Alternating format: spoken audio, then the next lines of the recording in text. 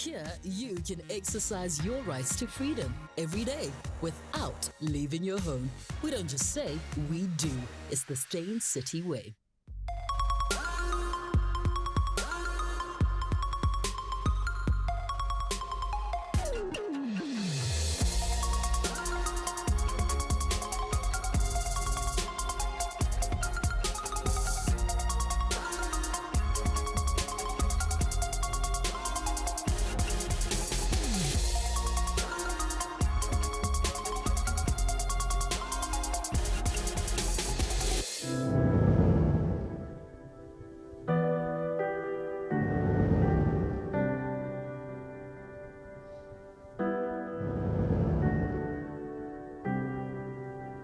I kind of fell off a climbing wall. I can't even say I fell, I jumped. Bunch of breaks in the left and a bunch more in the right. I detached some tendons, I ruptured everything from the shins down, and then things got worse. Good afternoon and welcome to Real Talk with me, Anele Mdoda. It was the American actor and activist Christopher Reeve who said a hero is an ordinary individual who finds the strength to persevere and endure in spite of overwhelming obstacles. My guests this afternoon befit the term superheroes, albeit differently abled. After surviving tragic, life-changing situations, they didn't harbor feelings of hopelessness and gloom. Instead, they exceeded everyone's expectations, including their own. Joining me first in studio is mountaineer, professional speaker, and author of Left Foot, Right Foot, a story about falling down and getting up again, Robby Kojetin. I practice that surname. Hello, Mr. Kojetin. How's it, Anele? How many people missed the cinema? All of them. Because how's it spelled? Kojetin. The J's pronounced like a Y. I mean, I'm not even sure I say it right. Is it like a little Russian? Yeah, Eastern Bloc Europe. Oh, Yugoslavian, like Czechoslovakia, like a bad guy in James Bond, yes? All of those countries that don't exist anymore, that's where I'm from. Yeah. It must have been the funniest when you were like 6 years old and even you couldn't explain your surname to the class. You're like, guys, Call me, I don't know, I'm just here. just call me Robby. Yeah. Listen, thank you so much for your time. So I want to go straight to the day when this happened, Okay. right? And then I want to know before that what type of person you were. But I mean, even you, when you do your motivational talks, apparently that's where you start. You're like, hey, listen. This is me. This is me. So I like the way you take ownership as well. You say, I jumped. I did. I can't blame anyone for what happened. It was absolutely me. If you want to go to that day, 26th of April, 2006, I was with my friends at the indoor climbing gym at Wits. And it was the end of the night. The guys were starting to pack up. I was on the bouldering wall, so I didn't have a rope, but there was a thick mat underneath me. And I let go of the wall, and I turned and I jumped just the same way you jump from a cupboard to the bed. Yeah. Exactly like that. I'd done it 1,000 times as a kid, and there was a tear in the cover of the mat. My toes went down a split between two blocks of foam, and all of my body weight on top of that. And my feet went together and backwards. So that dislocated my ankles, it tore the tendons, it did a hell of a lot of damage. Was it sore immediately? Instantaneously. It was just this, I'll go out on a limb and compare it to childbirth. I might get lambasted for that. That's so the drugs are amazing. Apparently. That was the only thing missing from my whole thing was the drugs. But it was the most sort of inconceivable pain. And I just rolled onto my back, put my feet in the air. And the rest of the night was just flashes between my car, my friends, and landing up in the emergency room. Okay, so your friends around you are aware that something terrible has just happened. Yeah. Are they deliberating? Take him to hospital. No, call the coach. No, call an elder. Call his mom. Call his dad. Or is somebody like, let's go to the hospital? I had still a very good friend. Warren, I heard him behind me and I turned and looked over my shoulder and he was like, guys, we should pack up and get moving. But the look on his face was basically, we're in a lot of trouble, let's get him to the hospital. So I knew something was wrong. Okay. And there's a kind of unwritten law when you, especially with the rock climbing, you don't let people know on the other end of the phone how bad the situation is, because it's unnecessary panic and that. Yeah. So on the phone while driving, Warren said to my mom, one is probably broken, the other one's probably sprained, but I could hear it in his voice. I knew both were broken. I heard the bones snap. I was there. I knew how bad it was. So when you are a mountaineer, are you like a fidelity guard where you know that you're anticipating a certain level of anything terrible can happen? Absolutely. As a mountaineer, you know things can go wrong, and they very possibly can. And that's why we have such a strong finger on safety, doing everything. Everything is a risk, but it's a calculated risk as far as we can. And I looked down on that mat, and I'd done it 1,000 times, and I jumped, and there was a split in the mat, and I looked at it, and I knew I was headed straight for it. And I won't say on live television what went through my mind, but it wasn't good. So, rhymes with hit. It rhymes with duck. Okay, you and I are on the same page. So prior to this day, 26th of April, you say 2006, what were your dreams for yourself? Were you going to be like the Travis Pastrana of South Africa? Travis Pastrana, bless her soul. No, I wasn't the camel man, but I was living a life of adventure, a life that I was planning for myself, and it was going great. I worked for myself. I was in advertising. I was an art director, copywriter, freelancing. I was engaged to be married. I'd climbed Kilimanjaro twice by that stage. I'd climbed in Russia. I'd climbed in South America. Things were really going well. I mean, this was the life of adventure I had planned for myself. I got out of 9 to 5ing because my leave forms were always negative, you know? And I was building a life I wanted for myself, and then all of a sudden, just everything changed. So now somebody watching is looking at you and they're like, how is this man differently abled? What is going on? He's out here in a pair of jeans, cowboy boots, you might as well be wearing a cowboy hat and singing the Wild Wild West, you know? Yeah. So tell me, what are your injuries? Can I call them that? Absolutely. Yeah. Absolutely. When I fell, there were a lot of breaks in my left and right ankle. There was a lot of damage to my tendons. Right now, I struggle with movement. I don't have much flex in my Achilles tendons, so I can't really stand on my heels and lift my toes off the ground. I get a lot of pain and inflammation just by moving because there's still a lot of scar tissue in the joints. Every day is slightly difficult, but I can still walk and I can still do a lot of cool things, just slower, and I'll never win the gold at the Comrades, let's put it that way. What's the biggest thing that changed for you? Having to rethink everything. Having all of these goals and realizing that they're not given to you on a silver platter. If you want them, they are there. But you're just going to have to work a little bit harder than you might have before. So give me one of your goals that is now a little bit harder for you. I want to finish the 7 summits, which is the highest mountain on each of the 7 continents. I have 2 left. And okay, so run through the ones, Kilimanjaro, obviously. Kilimanjaro. Twice. Surely you get extra credit for doing it twice, no? Or 9 times. I'm very lucky. I've had the privilege of, even though with my injuries, I've had the privilege of taking people to Kilimanjaro, and just seeing them achieve amazing things in their lives has been an amazing thing. Yeah. I've also climbed Mount Elbrus in Russia, Mount Aconcagua in South America. Highest point in North America, I was recently there in June, and I failed for a 2nd time on the mountain. 3rd time lucky? Same place, I'm hoping so. But Mount Everest in 2009. I just need to go back to Denali in North America, Alaska, and I need to get to Mount Vincent in Antarctica. So you said you were engaged. Did you then not be engaged anymore because of this? Well, yeah, with everything sort of falling apart, I wasn't able to get married in the 3 months' time that it was happening. And it turned into a fight about all the wrong things, and things were said that everyone regrets, and especially me. And that was the end of the relationship, which was irreparable in my point of view. And I had to start again. You can't go see clients in a wheelchair. I was living with my mom, in an upstairs townhouse. I remember every step from her front door to the car park because I had to do it on my bum. Yeah. Both feet in moon boots. You go on your bum, foot, bum. Couldn't put weight on my feet for months at a time. After the first op, I couldn't touch the ground with my feet for 8 weeks. And then the second op, because I wasn't able to rehabilitate, they couldn't figure out what was wrong. Took all the screws out, wasn't able to rehabilitate. Third op, they did a 3D scan and found out that the fractures were actually more extensive than they thought, that they just didn't see them in the initial x-rays. I was treated like a normal broken ankle that they see every weekend.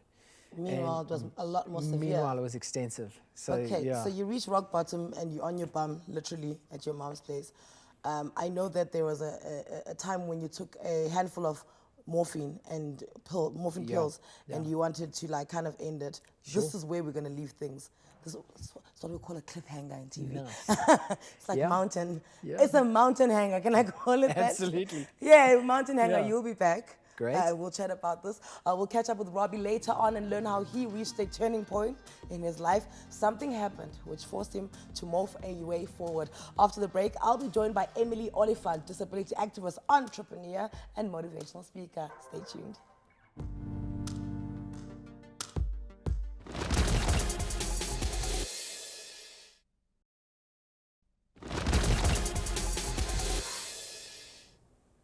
And welcome back to Real Talk.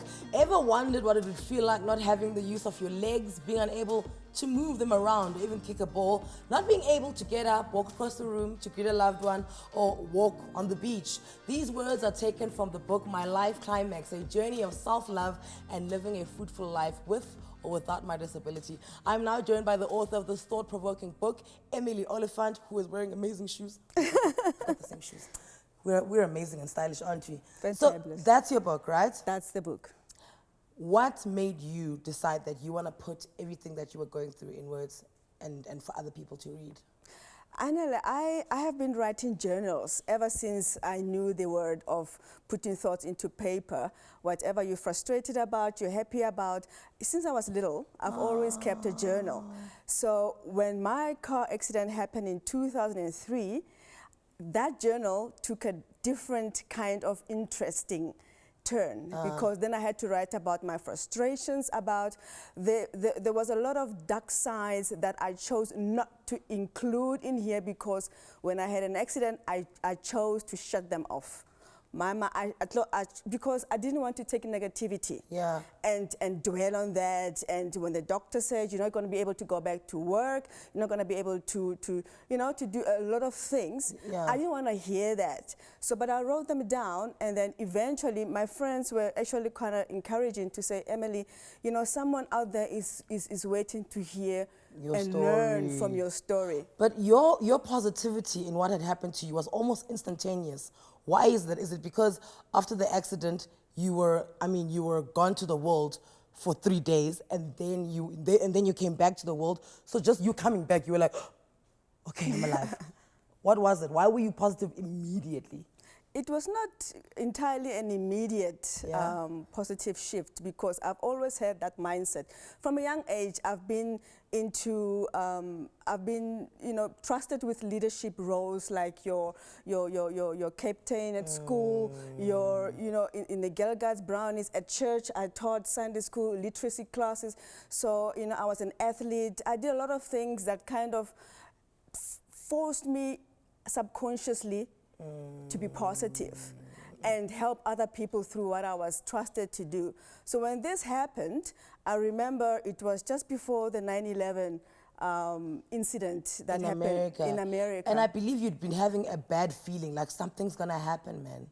And someone's like, oh, we are so lucky we don't have this incident of earthquakes and terrorist attacks. And I'm like, why must you be immune to any challenging situation like that? Why not us and why just them? We also have our own situation in South Africa. I mean, we have floods. We're now battling this the wildfires in the Capes and so forth. So we have those things. Exactly. So we must never say it must be them and not us. So I've always had that. And when this happened, it was like, okay, what now? What now? I have a choice now. I can either just sit and die and give up and die a slow death, or I can decide to embrace the future and unknown future and move on with it. Before you then decided, okay, this is the future that I'm embracing, how often were you playing that night over in your head? Because you say, you were going to church and then you couldn't get in the church and then you decided, okay, let me just go home. Because when a car accident happens, you think so many times, if I just gone 2 seconds faster, or if I just stopped there, if I'd taken that route. Was that your life for a while?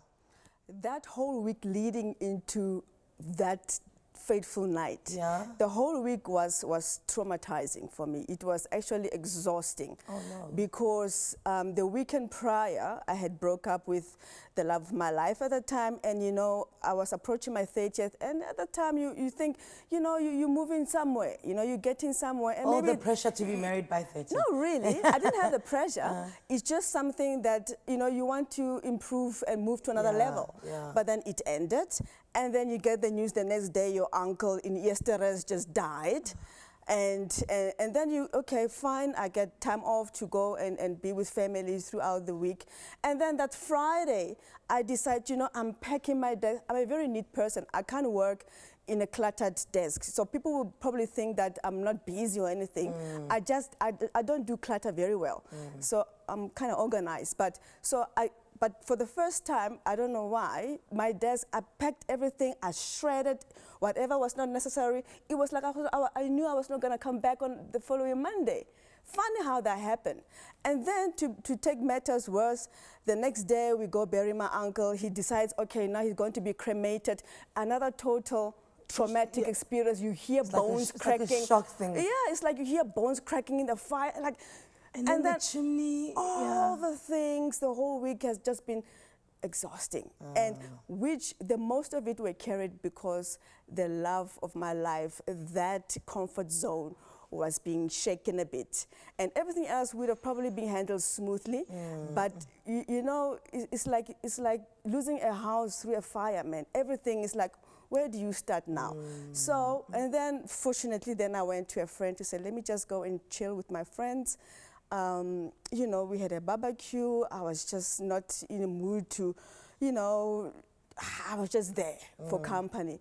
Driving back, and then I drive past the temple, and then I'm like, you know, if only I can just go there, even if I'm at the gate, if I'm not let in, and just so that I can be around that atmosphere and just, I don't know how, but anyway, I didn't know, I couldn't get through to, like, I got, you know, I couldn't get to the temple. I decided to leave, and on my way back, and I always drive on the fast lane because it was late at night, and I'm like, just to get away from the on and off ramp in traffic. And then this person decides, I don't know where they were coming from, I didn't even see them. I was driving my little charcoal car, and I don't know whether it was not visible or what. I'm not gonna make excuses. It's a car, there's lights, come on. What are those weird things for? Come on. You know, and he hit me from a back passenger and pushed me off the road, and I rolled back, and fortunately there was not heavy traffic, and yeah. And that's lights out. So when you wake up, what's the first thing the doctor says to you? What's the first thing you remember the doctor saying to you? That you're a fighter, you. Oh. This guy came, gray hair guy, you know, and I was in ICU, and he was like, you're a fighter, you. Stop. I'm like, you know, I wish I remember the 3 days before I resurrected back to life. What was it that I went through? Because maybe that will still come through hypnotism. Maybe I should do that. Maybe that's book number 2. And then that's book number 2. Okay. And I hear that you're a motivational speaker and you're an activist. What, you know, because when you're speaking to people, it's almost like you can see what they want you to say to make them feel better about the fact that you are the one, you know, that is differently abled. Do you find that, you know, you're still getting the sympathy, the, you know, the looks of shame, or are we past that now? Well, I'm past that, because it's how I carry myself that determines how you're going to react. I teach you how you treat me, basically. You know, it's like being in an abusive relationship. Unless you put boundaries, unless you decide to move on, unless you decide for yourself to love yourself enough to be able to move on and move out, unless you do that for yourself, people are going to continue doing what they do. So if I come to you, I just came here and I got from my wheelchair to here and we just chatting. You probably didn't even see the wheelchair. I saw the shoes. You saw the shoes. I saw the shoes because I've got the same pair. Oh yeah. Yeah. You know, but it's how you carry yourself, because if you treat yourself as an shame, you're going to be an shame to other people as well. All right, so I'm gonna let you go now, but you're coming back. Okay. But when you come back, the first thing I want to discuss is how one gets work when you are in that situation. Because immediately you said, you know, I can't work. And even earlier on, the first case was saying, well, I couldn't work. I don't get why you can't work because you're in a wheelchair, because it's not like your mind, you know, or your mouth, Exactly. you know, has now also gone on holiday. Exactly. I don't get it. We'll talk about that. South Africa commemorates National Disability Rights and Awareness Month annually from the 3rd of November to the 3rd of December. And this afternoon, individuals who are differently able share their life stories and how they managed to triumph in the face of adversity. We'll continue our chat with Emilie Olifant later on. After the break, I'll be joined by South African tennis champion Sithole, who I once beat in a tennis match, by the way. Stay with us.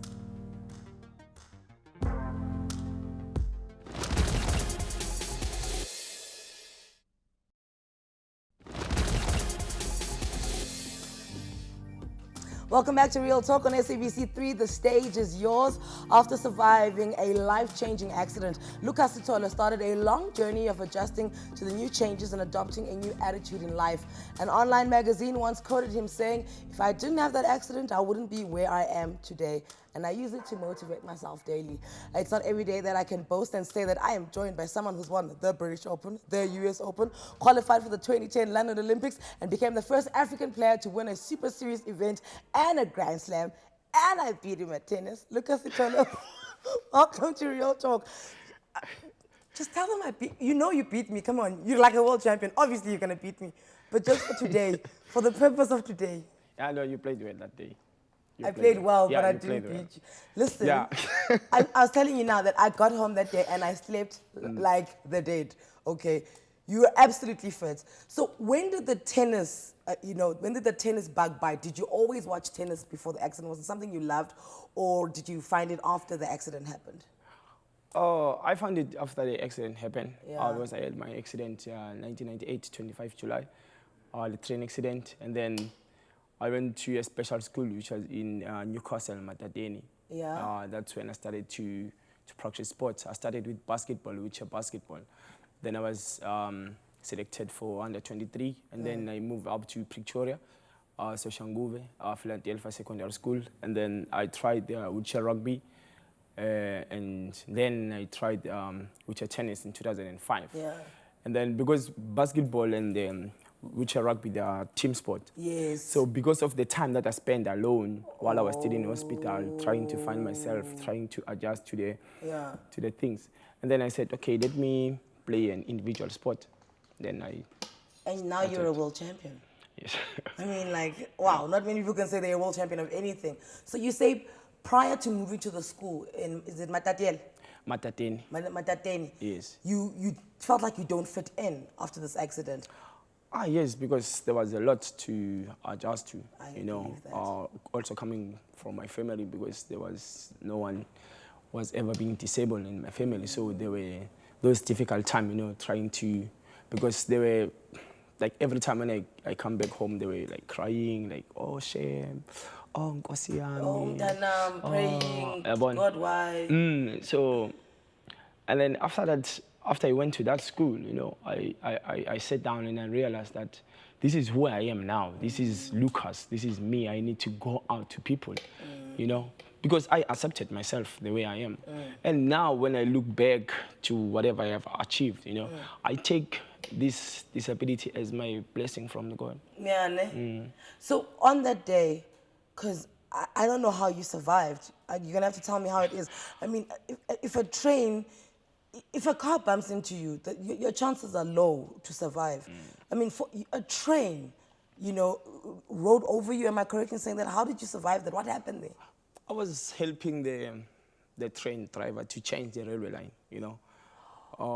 And then when I was running, coming back to the train, then the train was moving slowly. Then I slipped underneath the train. And then that's how far I remember. I slipped under the train, and then I was lying there, trying to wake up, trying to move, but then my legs were amputated and my arm, right there, and then I don't know what happened the next 3 days. Then I wake up in a hospital with a lot of noise, the trips, the blood, whatever. And obviously your family around you very concerned. No, they didn't allow my family to come in. The first week, okay, they didn't allow them because they were not so sure if I was going to make it or not. And that's how the doctor told me, and I make it. And look at you now. So was there a process, because I know a lot of people must be asking, surely the train driver is accountable to an extent. I mean, you shouldn't be asking a child to change railway tracks, and I mean, they're responsible for this. Yes, because we went to courts a lot of times. Okay. With him, and then he passed away in the middle of the process. But then the company was horrible, Yes. because there were no signs saying that there are no kids allowed there. Oh. And the biggest thing is that also the driver and the manager, they were also drunk that day when they called me to come and change the railway line. Yeah. Okay, so it was total recklessness Yeah. that caused. And now, when you talking to someone who's having difficulty dealing with their new life that they must adjust to, what's the first point you go to? For me, I started with accepting. Yeah. You know, we all have different challenges, but for me, as a sport person, I like challenges because they make me a better person. You know, so I always tell people to never stop dreaming and never stop. And never give up in life. Do you ever, when you are asleep and you're dreaming, do you ever dream as a fully bodied person? Yes, I dream Really? running. And then you wake up like, what was that? Yeah, this other time I was dreaming being chased by a snake, and then I was like, oh, come on, run. And I could see my friends, they're running. I'm like, come on, run. Then I wake up, I'm like, oh, okay, where's my chair? No, I think the thing is, like, you woke up, you're like, there's no snake here. Because I'm like terrified of snakes. You're like, yeah, you're like, okay, bring my chair, let me go to your bathroom. so what's your preparation cycle like when you on the big stages? Because that's big match temperament. That's the entire world watching you, right? And then you're representing yourself, you're representing your country. What's your preparation? And it's no different, right, from the abled bodies. Yeah, wheelchair tennis is a different sport because you all alone by yourself there in a court. Whatever you did in practice, you need to do it in a match. You know, like now I'm going to Masters. I'm leaving on Sunday in London. There I know what I need to do because what I'm practicing is what I'm going to do there. So whatever I'm doing mentally is that I need always to stay on my goals. And always to stay disciplined because sometimes you get carried away by the emotions. Maybe like I'm winning, like I'm beating this guy. You know, I need to stay focused and make sure that I get that job done. Yes. And in terms of training, do you have a trainer? Are you guys at the gym? Do you have to train? Yes, I do have to train. Not practice, train. Yes, train. Yes, like strength training. Are you also doing that? Yes, I'm doing flexible weights. Yeah. Just to keep my arm strong and also my right arm because I'm pushing, and also to keep my core strong because I need a lot of core instead of saving because I'm using one arm to save, so I need to stay longer up. Yeah, I train 5 days a week. Yeah. I practice 5 days a week, 2 hours, 4 hours. And you see, like you say, you've got one arm. The opponents you're playing against, do they also have one arm? And how is that fair? In my category, in a quads division, you need to have at least 3 limbs of your body to be affected. Okay. So the other guys, they have 2 hands, 2 legs, but then they don't have a core, the balance. Okay. So yes, I do play with those type of guys, and then I do also play with the guys with 2 hands, full function, but then it's just that their fingers. They are affected. Okay. Then we can play together. All right. Okay. Well, then you said you're going to the Masters. When are you going? I'm leaving on Sunday. Oh, shine! Lucas, shine! Listen, did you know Lucas Sithole, who was a continuity presenter on SABC 1? No. Really? There was another famous guy. His name was Lucas Sithole. Oh. He was a continuity presenter on SABC 1, and he used to act on Generations as well. Oh, now I remember. Remember him? Yes. But you were way more famous than him. He never won any international competition. So, you're the one we care about. It's like me and that Anele kid who plays for Bafana. He plays for international team. I'm like, I thought I was it. I'm so jealous. Lucas, thank you for your time. Good luck. We'll be watching you and supporting you. Thank you. And rooting for you. He's going there to London, but I beat him in tennis. Historically, people with disabilities have been stereotyped in many different ways. Incomplete information, mistaken perceptions, isolation, segregation have perpetrated many of these stereotypes. Join us after the ad break as we continue our chat and talk about this. Oh wait, you're not going away, you're staying here? Yes. Oh, Lucas is staying. Robby is coming back. Make sure you join us. And here I am saying goodbye. Why don't you go?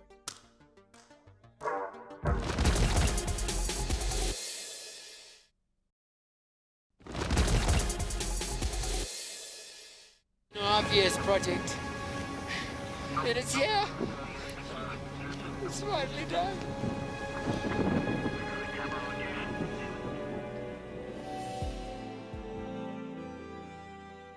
Oh, so you were quoted as saying there are 17 South Africans who have summited Mount Everest, but I'm the first one to limp my way up there, right? So when you take on these journeys, obviously, you know, you're gonna take slower than the other guys. What are the systems put around you for that? I was always the last person into the camps. I was the slowest to move from one place to the next. They did have to readjust guides. There was always one guy that was assigned to be behind me. Okay. So I would never ever be the last person into camp. I was a liability to the team, and I knew that. And I had to, if anything, that was a motivation for me to keep moving. I knew I was slow, but don't make it a thing. Just do what you can and do it. Have you ever felt like you're a liability to someone, be it your family, be it to people that have to help you train? Like, just do you ever feel like you're a burden? Yes, because at home I'm the only son with 3 sisters, so I'm like the one who's been providing with them with everything school-wise, and yeah. Okay, so we were talking earlier, and you know it's handicapped, and then that was changed, and then it's, you know, disabled, and then it's differently abled. I just feel like there's just so many words flying around, and everyone's constantly trying to be politically correct and tiptoe around differently abled people. So what is the correct term that we should be using, and what do you find insulting? I'm very lucky in the fact that I only spent a year of my life in a chair. Yeah. I was at the time I remember being very upset by the word cripple, and people would throw it around as a joke. They didn't mean to hurt me. It was, if anything, it was just trying to make me smile, if anything. But that word cut me like you won't believe, cripple. And I remember the time they used to call our Paralympic team Amakroko Kroko. Yeah. I could, and I was young, and I was like, yeah.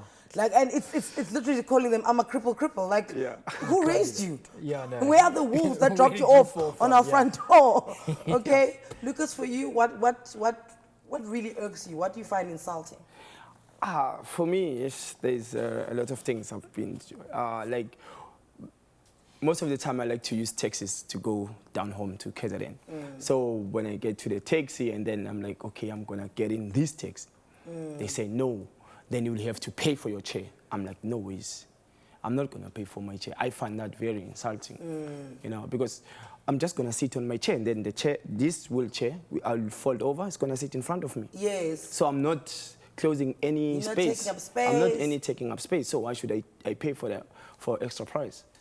Do you find that there's a lack of sensitivity from black people when it comes to that? Yes. I think abanye they are just ignorant abafuna ukufunda about umuntu okhubazekile. They just think ukuthi umuntu okhubazekile umuntu nje ongenamsebenzi, like useless, when you must just wait to die, and that's it. I really find that imali ka government, that's I really agree with you, and I'm being honest, I've never gotten that sense from any other race. It's our people who treat, and like there's these nicknames, and I find also like there's always like a barrier of like familiarity and asking like questions where you're like, when did we become friends? now you feel like you're asking me this. Do you get that people break the personal barrier with you? It was definitely awkward because I had 2 moon boots for quite a long time, those big plastic inflatable braces in a wheelchair, and people would often look at you differently, and you just want to be treated like they knew you yesterday. And often you'd walk through a shopping centre and people would look at you and then pretend not to see you because it made them feel awkward. And you go, imagine what it feels like for me, you know? Because this is me all the time. At least you saw me for 2 seconds. Yeah. You know, this is me all the time. Do you also think, like, do people avoid your eyes and they're like, oh, you know, it's like all of a sudden if they engage you, then now they must, I don't know, push you around or something? Yes, a lot. Especially when I'm like going to the mall, maybe with my wife and kids, and then they will look, and then they will pretend as if they're not looking. You know, even the traffic cops, when they stop the car, like you have that sign of a disabled, and then they come to you, they say, Dilega, what's the one along move? And then when you like, they're like, sorry, go. You know, that thing, you must still check whatever you need to check, not because I'm disabled, then you're just gonna let me live freely. No. So you must treat it equally. Yes, do your job. Like, don't worry about what Yes. I look like. You must just do your job. So long ago, I used to work for an events company, and I was 19 years old. And I answered the phone one day, and I think it was the Violent Femmes. They were coming to perform in South Africa, and I was going to be working there. And this person was asking me, will there be a ramp? Will there be an elevated stage for the differently able bodies and all of that? And I'm like, can I take your number, ma'am, and I'll call you back? Do you find that there are still events like a rugby game, you know, like a tennis game, like a soccer game, or even a concert like John Legend was here, you know, 2 weeks ago? Do you find that it's still difficult for you to access things that everyone else can because of your disability? I'm quite lucky in the fact that there were times where people just didn't think about it, and you almost think, well, how did you get this far? Am I the first person in a wheelchair you've never ever sort of encountered? It's not that alien. And there definitely needs to be more awareness towards making it accessible for everyone. That includes everyone. Yeah. For you, Lucas? Yes, a lot. I remember I was supposed to go perform at Durban because I'm also a musician in Maskandi music. Oh, look at you, So this guy. In spare time. Yeah. So then, I'll probably teach you singing. No, I won't. Carry on. so then when I get there, I ask them, how am I going to get to the stage? They say, no, there are bodyguards there, there are securities, they're going to take you up. I said, no, you can't take me up. I'm not a child. I need to push up, not to take me up. You knew me. Before you invited me to come to this event, you knew that I was on a wheelchair, and I even requested that the stage must have a ramp, but then they just ignored that. They just, then I didn't perform because I don't want to be carried to the stadium. Because it's a little bit. It's for me. Emasculating. That's an insult to me. To be carried. Like a little puppet to be carried. Do you find like you could be minding your own business in the airport and then someone just starts pushing you? Like, oh, buddy, who asked you to push me? It happens a lot, especially in the malls when like I'm going alone, maybe to buy some few things. And then I'm like pushing, and then I'm pushing the trolley, and then the guy will go, oh, sorry, can I help you? I can push this thing. I came here alone because I know I can do whatever I want to do. I didn't land in the middle of the shop. I came from the car. Yes. and now I'm here. Yeah, and also the other day, I found it very insulting because the police, they stopped me, the SAPS, they say, why are you driving alone at night? Just that question, why are you driving alone? Why am I not a right person to drive at night? Or am I just like a trophy to just to sit at home must be put and in a handbag just to so your car's got like the controls, and everything. So you're pressing the accelerator and the brakes. Yes. You know what? They're just not trained. They're not trained in sensitivity. They're not trained in knowing things. They're not trained in problem solving. So, please don't take it personally. No. For me, I'm an easy person. You know, I like challenges, as I said. So. Sometimes I teach them. Yeah, actually. So that's true. They will So know. that moving from then on, they know. Robby, do you also find like people, when you were in a wheelchair as well, when people would just like help you and you're like, but guys. Yeah, for sure. You mentioned it's emasculating. It's not, it's dehumanizing. You can't, because I was also, came home and the neighbor's son was this giant guy, picked me up, threw me over his shoulder and walked me up the stairs, put me on my bed, and I was kind of like, I sat there feeling like a sack of potatoes, and it did a lot to damage your sort of sense of identity. You know, I was carried like luggage, and yeah, it's horrible. It's absolutely horrible. Okay, your book, say it again. Left foot, right foot. It's a story of falling down and getting up. You're pretty funny and humorous, so I really do want to like sit down and have a good read at it properly. You better go and win for us. Yes. Guys, thank you so much. I love this. It was just an honest, open, candid conversation, and I hope that everybody's learned something from you guys today. Thanks, Anele. Thank you. Cheers. So some of the stereotypes surrounding people with disabilities persist in the mind of the public. Today, we want to get rid of that. How can we begin to break these misconceptions? Join us after the break as we continue our chat about being differently abled and making the choice every single day to excel, despite the odds.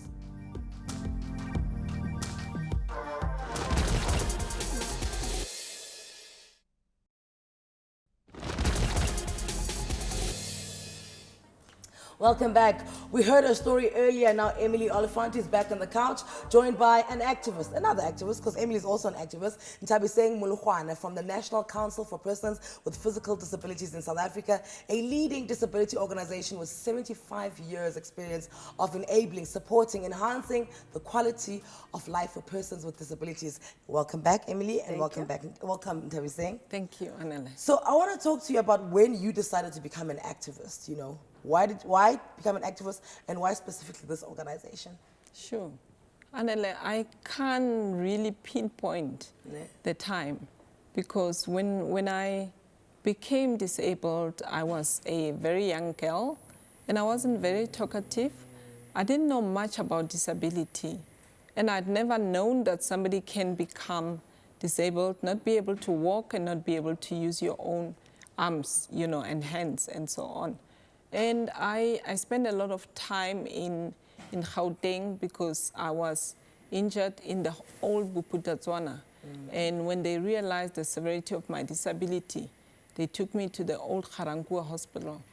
And when the mapping out of my future happened, I needed to go back home to Bloemfontein. And I was sent back home to go and live with my mother. And my occupational therapist at the time found an organization, and she found this organization. But at the time, obviously, we belonged to a provincial organization. And I often tell people that I came into the organization as a baby. And you never left. And I never left. I learned how to crawl.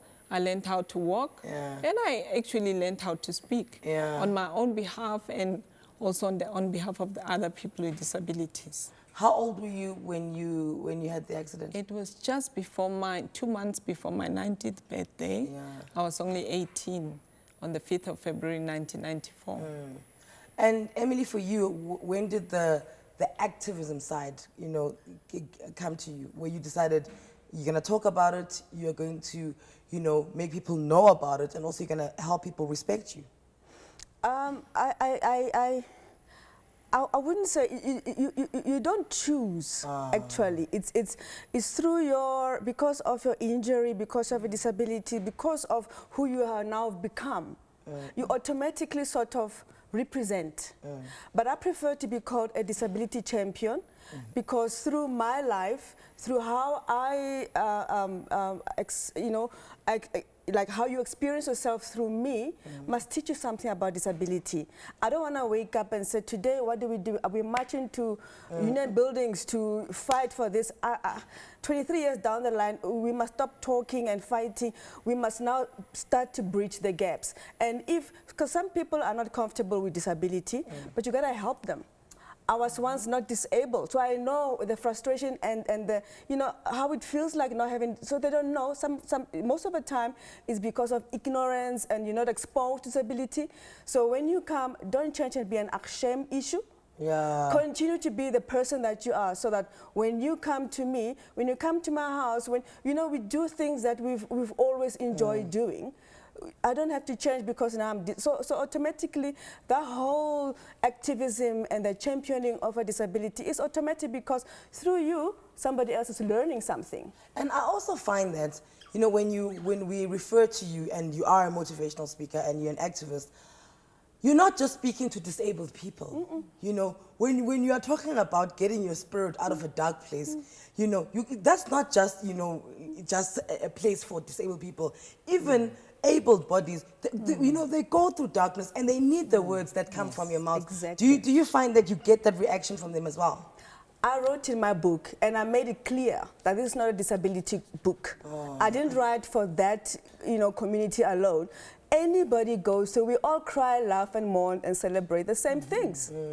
It's your damaged relationships, it's your financial issue, it's your disease, your cancer, whatever. I have my disability, you have your situation, you know, and you know, maybe you are bullied. It's all these things that we all go through, but it's always a how factor in everything. Yeah. How you deal with what life throws at you. How you're coming back from Exactly. it. Nthabiseng, you were saying it's very important that we have the terms conversation again that I'd had with Lucas and Robby. Yes. Unpack it for me, please. You know, Anele, people talk about people living with disabilities. People talk about being differently abled, and people talk about PWDs. But in our organization, we use persons with disabilities, or we use disabled people. And the reason why we're doing that is because, for example, if I take one reference which talks about being differently abled, I think of it in terms of a society, you know? Within a society, you've got different individuals. Those individuals have got different abilities, or, you know, whatever the case may be. And in this case, we say differently abled.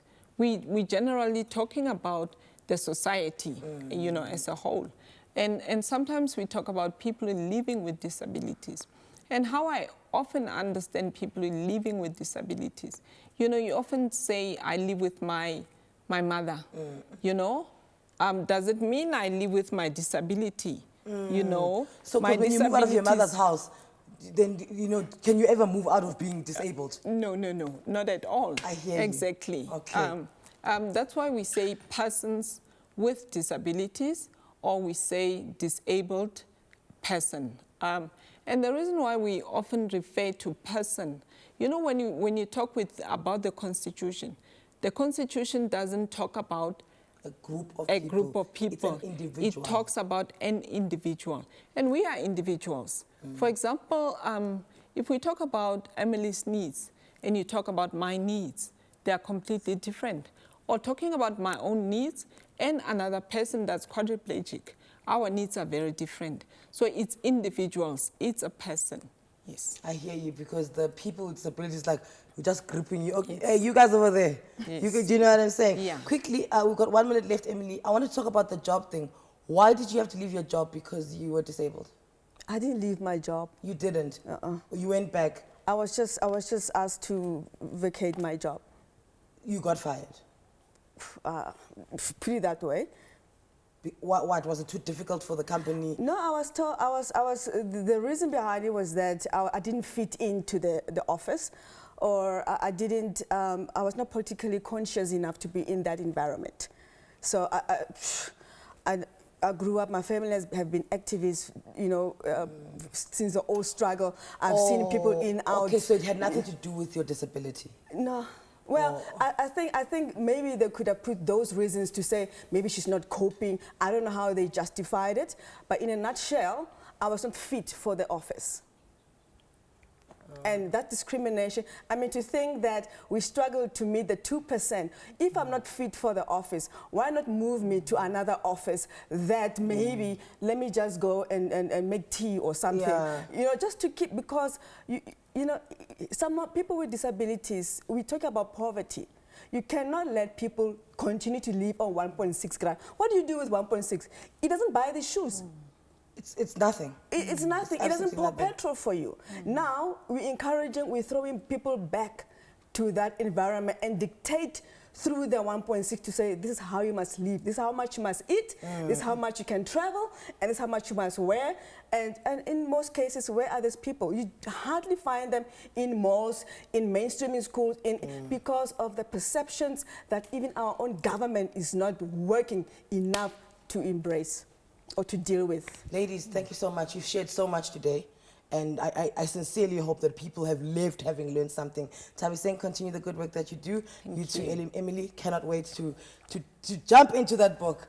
I hope that today's episode has dispelled all the negative stereotypes and attitudes and has shown you that the last thing anyone who is differently abled, actually who's disabled, needs is pity. All my guests' lives are by far richer than most. So then ask yourself, what is stopping you from greatness? Thank you so much to Robby, Kojetin, Emilie, Olifant, Lucas, Sithole, and Nthabiseng, Molongoana. Until next time, it's a good night from me and the team. Thank you so much for tuning in. Bye. Thank you.